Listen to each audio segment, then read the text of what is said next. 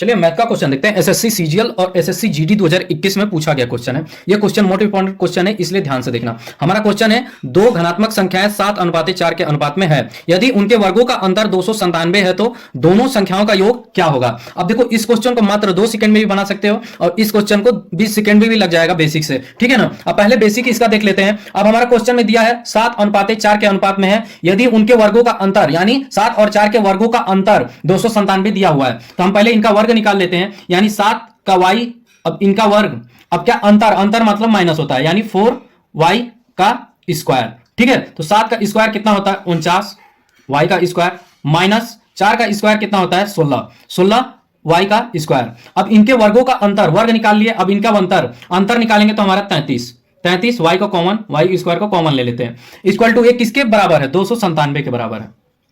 तो हम ये 33 से पूरी संख्याएं 9 बार में कट जाएगी, तो यानी y का स्क्वायर कितना आ गया 9।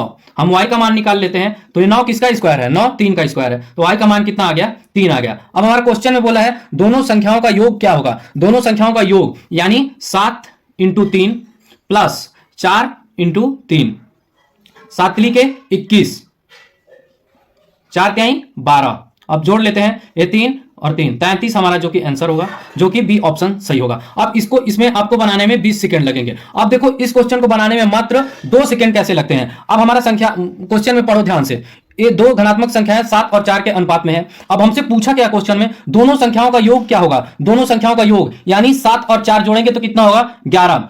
अब 11 आ गया, 7 और 4 को जोड़े तो 11 आ गया। अब 4 ऑप्शन में से देखेंगे कि हमारा 11 से कौन कट रहा है, तो 11 से मात्र बी ऐसा आंसर है, मतलब बी ऐसा ऑप्शन है जो कि 33 से कट रहा है, तो हमारा आंसर बी होगा, ठीक है। अब इसको इस तरह से मात्र 2 सेकंड में बना सकते हैं।